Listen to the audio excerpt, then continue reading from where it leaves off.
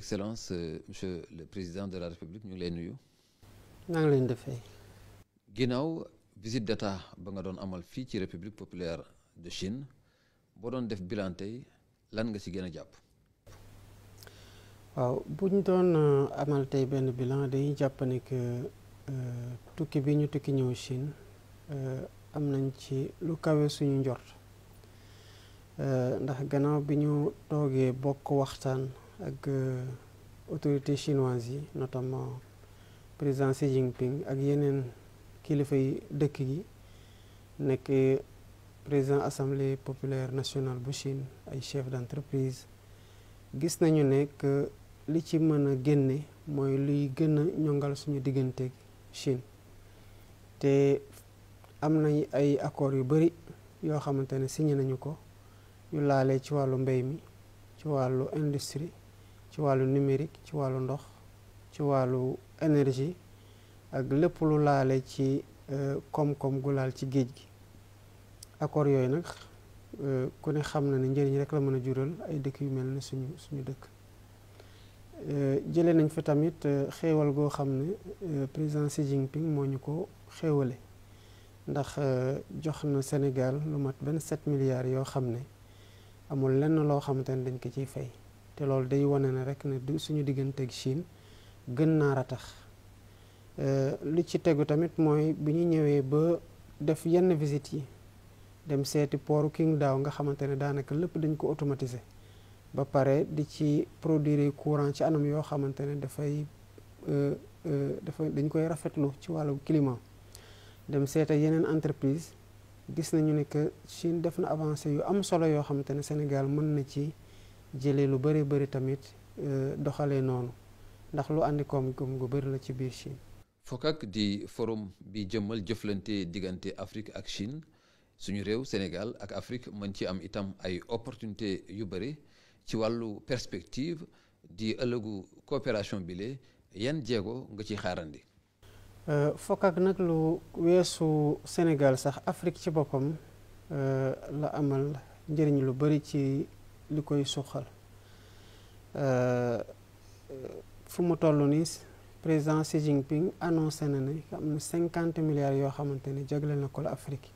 pour lépp loo xamante ne dafa laal ay projet de développement kon ni may gisee FOCAC ci Sénégal ak Afrique ak Chine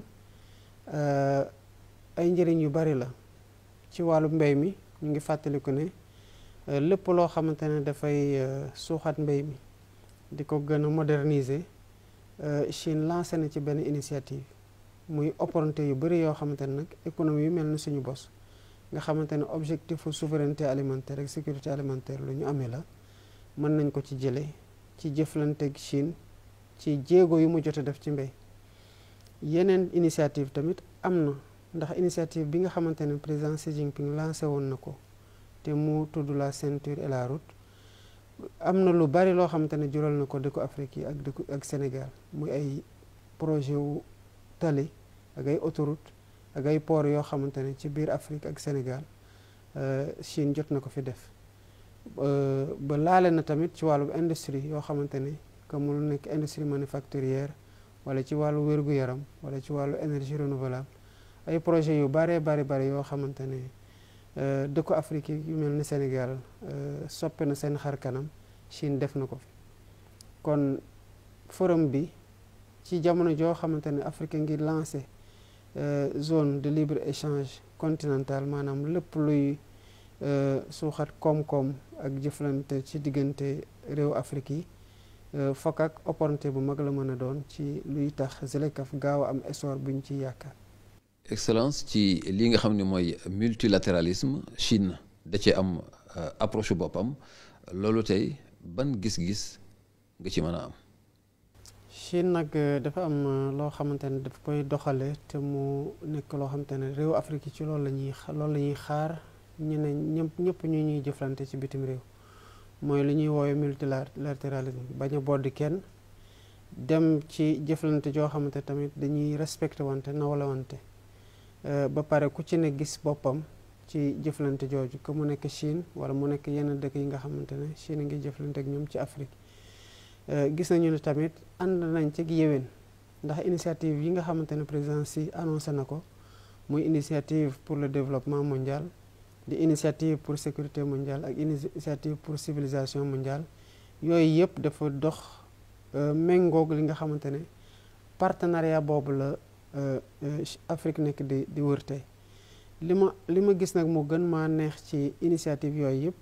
mooy développement bi nga xamante ne dañ ko mettre ci kanam ak sécurité ak fexe ba àdduna nu muy doxee ñu bañ a bàyyi kenn ci gannaaw sóoraale xalaatu ku ne bañ a xool ñi ndóol ak ñi am te loolu mooy li nga xamante ne ñun ñoo ko bokk war a ko waxtaane te Afrique war ci am baatam ndax ñun fu mu toll nii ci Afrique lu ñuy gën di laaj ci scène internationale bi mooy li ñu doon doxale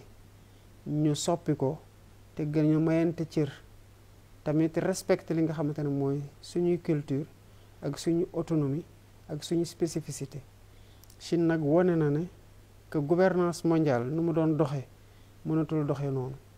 te nekk na koo xamante ne bokk na ci ñi am baat ci conseil de sécurité ONU par exemple mais mu ngi ne ñu mel ne Afrique ci li ñu yor ci population mondiale dañu leen war a bàyyee xel ba pare déglu leen ñu am ay siège ci instance internationale yoo xam ne dañuy waxtaane lépp luy doxal àdduna donc côté boobu def nañ ci ay jéego yu bari te Chine tamit am na ci taxawaay goo xamante ne taxawaay gu ñu rafetlu la ñun réew Afrique yi. ñu ngi lay jaajëfal bu baax monsieur le président. maa ngi leen di jaajëfal bu baax yéen tamit.